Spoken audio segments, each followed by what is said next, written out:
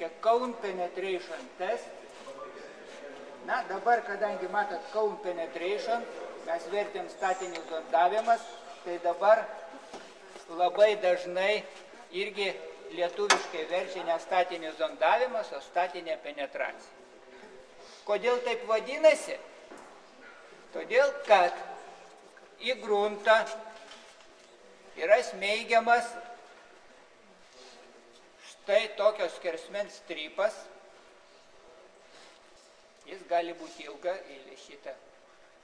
Čia pradinė dalis, o toliau matote ten štangutę, prie galo prisisuka ir taip po metriuką spaudžiama į gruntą statinė jėga.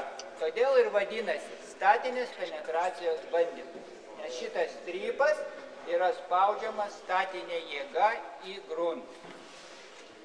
Na, kodėl jums čia davė to praktiko tokio? Na, tai yra dabar vienas iš pagrindinio gruntų tyrimo metodų, kuris yra labai informatyvus ir praktiškai statybininkai, na, jūs irgi statybininkai, būsimi aplinkos kelininkai ar dar kažkas, tai vis tiek pagrindo savybės reiks statyti. Tai vienas iš tokių pagrindinių bandymų greičiausiai ir, na, sakykime, pateikiantis savybės, grunto savybės pateikia. Todėl bet kokie statiniai, kurie susieti su pagrindu, ar tai būtų keliai, ar tai aikštelės, ar tai sąvartynai, ar, na, vienu žodžiu, statiniai. Visi statiniai, kurie bus įrengiami ant gruntinio pagrindo, reiškia, na, paprastai projektuojami atsižvelgiant į tą pagrindą. O pagrindas, pagrindo savybės šiuo metu daugeliu atveju yra nustatomos statinių zondavimu. Taigi statinių zondavimu, pirma, galime suskirstyti mūsų gruntinį pagrindą į sluoksnius,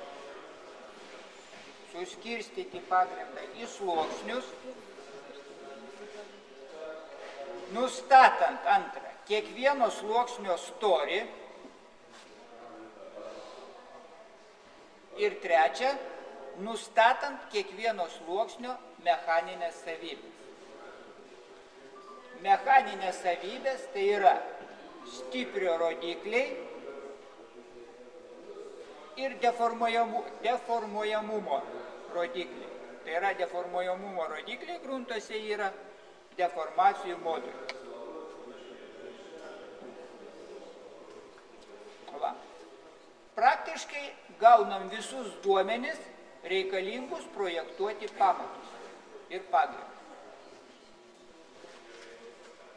Na, štai įvadas jums, dabar antra dalis, parametrai. Taigi kalbėjome, pagrindinis štai, esmė yra štai šitas. Jis yra spaudžiamas į gruntą. Įspaudimo metu yra matuojama jėga, kuri veikia štai šitą kūgį, todėl angliškai ir vadinasi Cone Penetration, jėga veikianti kūgį ir trinties jėga, kuri veikia štai šoniniam paviršiui. Na, dabartiniais laikais matuojama trinties jėga, kuri veikia štai tik tai šitoj dalyje, kuri vadinasi trinės mūsų. Na, tai nuo pradžios ir pradedame. Pirmiausia ir turime kūgį. Taip?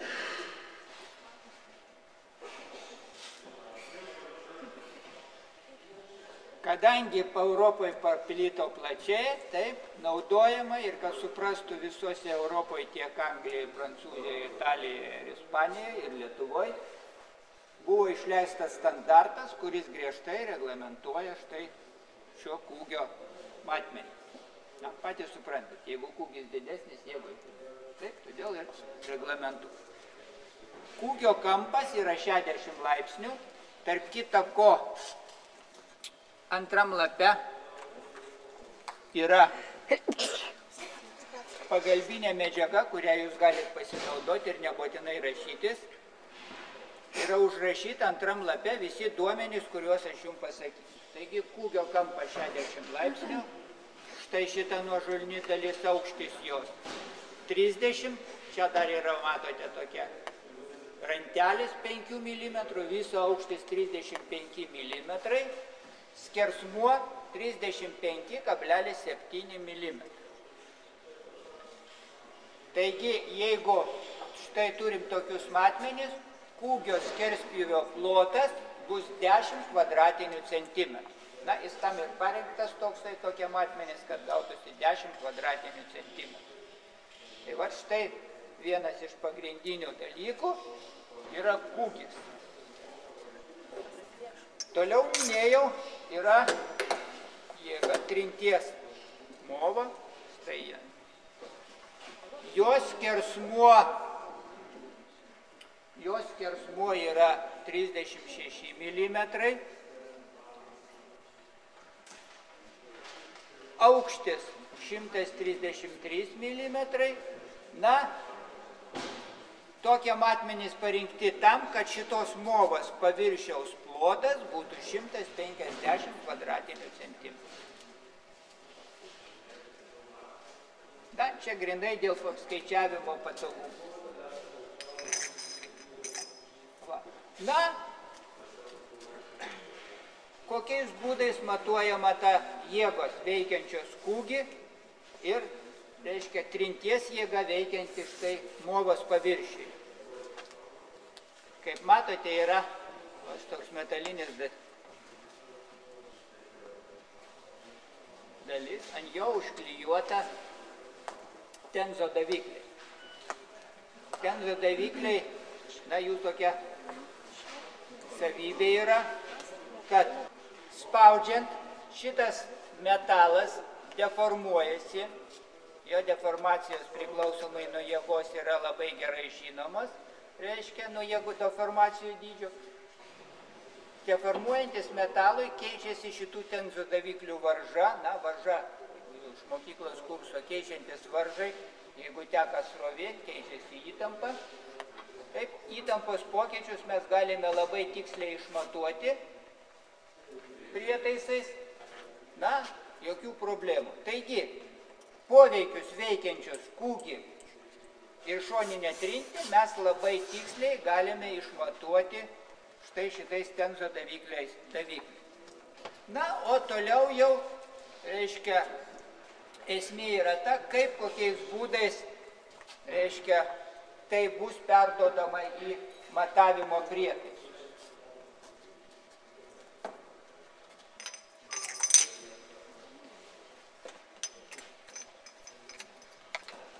Švediškas Geotek firmos, visos jėgos yra matuojamos, na, sakykim taip.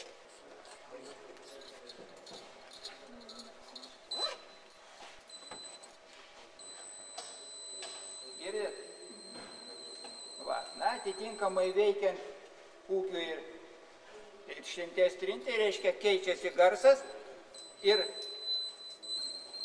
štangutėm, smeigiant gilyn, perduodama į tam tikrus prietaisus, įtiklius arba interfeisą, kuris jau užfiksuojamas, o iš ten perduodama į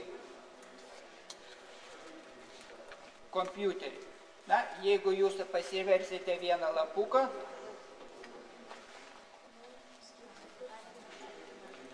tai štai tokia schemutė pas jūs lapukė yra. Pasižiūrite.